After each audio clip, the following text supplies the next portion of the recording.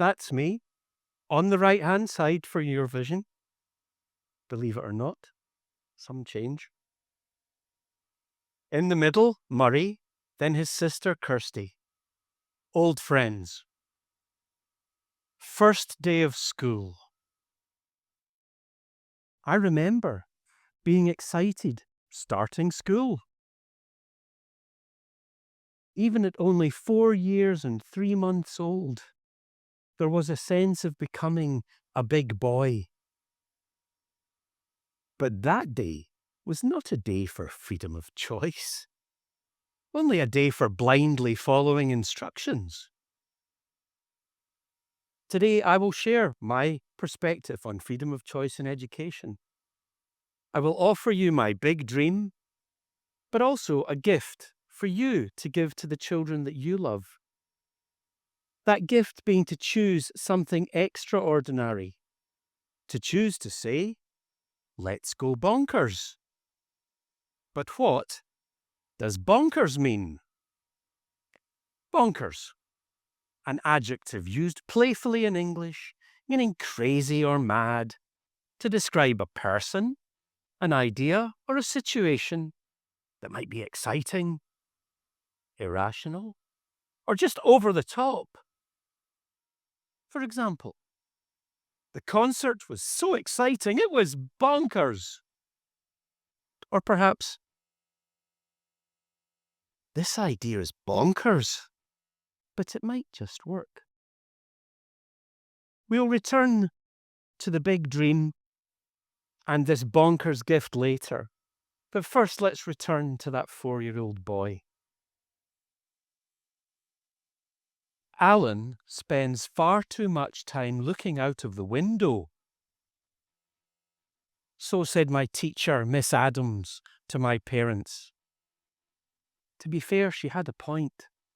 Me, a dreamer, with a seat by the window. I see it clearly now. The green grass, distant trees, bright blue sky, gigantic white clouds. Maybe he is just bored, said my mother. And she had a point too. Play, when you permit it. Repetition ad nauseum, ABC, 1, 2, 3. Learning to read. Banal, gender normative stories where Anne loves the doll, whilst Tom only likes the ball. Girls love, boys like. Really? My dream, my choice, was simply to be imagining myself absolutely anywhere else. But what choice did any of us really have at that age? Choice, or perhaps the illusion of choice, came at age 14. Time then to choose my subjects for the next 3 academic years. Time to complete my options form.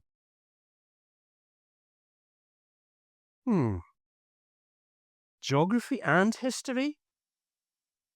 Art and chemistry?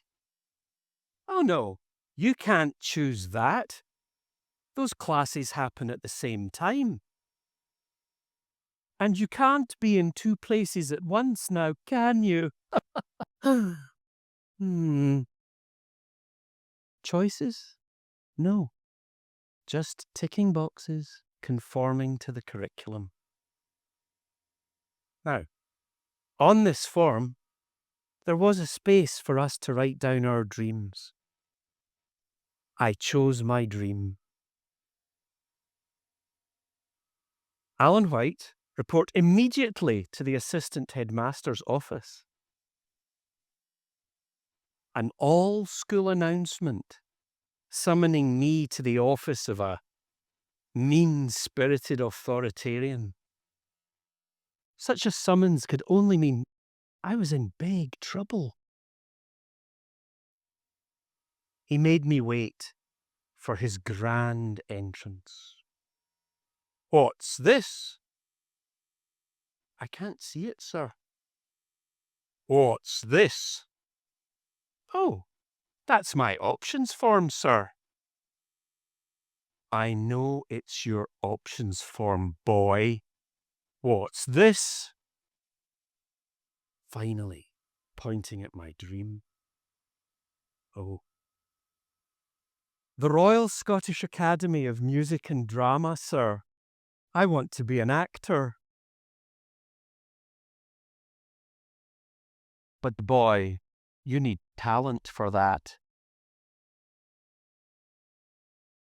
He'd never taught me. He'd never even met me before, but was happy, crushing my dream. Such brutal, dream-crushing experiences are certainly not unique to me. Over too many years, I've met too many others, all too familiar with phrases like, "That's not a real job." "You'll never make a living doing that." And even the utterly horrific, "Who do you think you are?" Such personal reflections aside, given my career in children's rights, I can't escape the feeling that freedom of choice in education is more a question of privilege when basic access is denied to millions. UNESCO estimate 250 million children and youth out of school globally. Save the Children, 130 million excluded due to armed conflict and other crisis. Plan International and others note that girls still face gender discrimination with respect to equal access. And that even for those with access, girls are still marginalised in science, technology, engineering, and mathematics.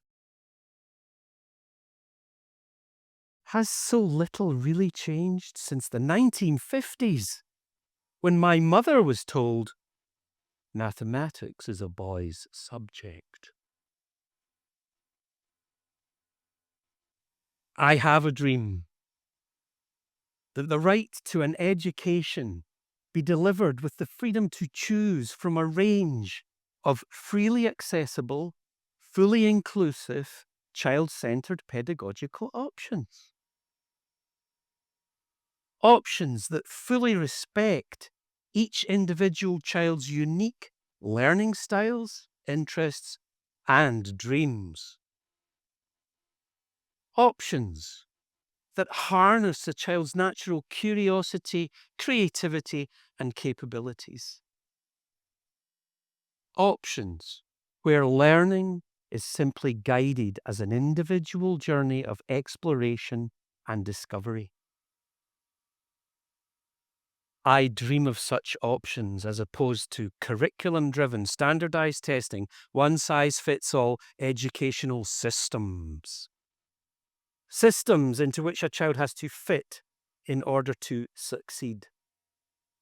Or risk being labelled as different, or worse, as stupid, or even as a failure. I choose a big dream. Universal access to learning opportunities specifically tailored to each and every child as a unique and distinct individual. Is my dream bonkers? Well, it may be far away, but it is also far from bonkers. Such child-centered pedagogies are well established and very well known, but they remain exceptional. Montessori, Steiner, Reggio Emilia, forest schools, to name just a few. In my dream, in the words of Maria Montessori, education serves only to free the child's potential. Delivering for every child, to quote Loris Malaguzzi, nothing without joy.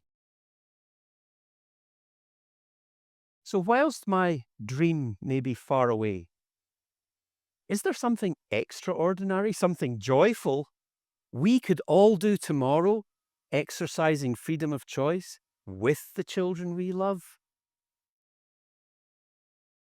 I offer you the extraordinary gift of the Bonkers Day. At university, my friend Ivan shared his story. And that story, as all good stories do, stuck in my mind. Ivan's family moved around often. With each move, a new school had to be found. But it had to be the right school. In choosing the right school, Ivan's mother, a single mum, would lay down one extraordinary condition, which went something like this.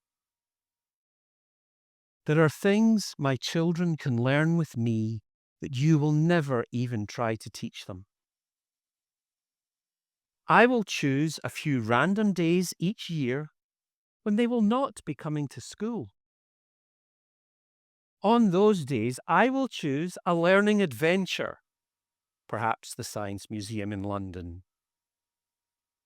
On those days, I choose to tell my children, today is a bonkers day.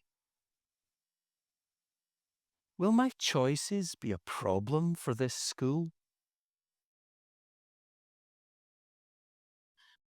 Can you imagine the joyful enthusiasm of being woken with the words, today is a bonkers day? Today is an extraordinary day. Can you imagine that joy every single bonkers day? Can you imagine the shared memories, these learning experiences building over many bonkers days? And yes, this is not the weekend.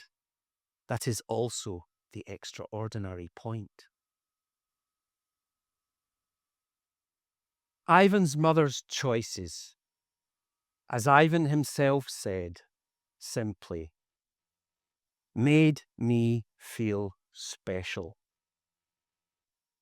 My gift to you, as parents, grandparents, aunts, uncles, cousins, siblings, is the extraordinary joy for the children that you love of the Bonkers Day. An extraordinary day for learning that will make them feel special too. I'm certain you will never regret it. But best of all, the children that you love will never forget it.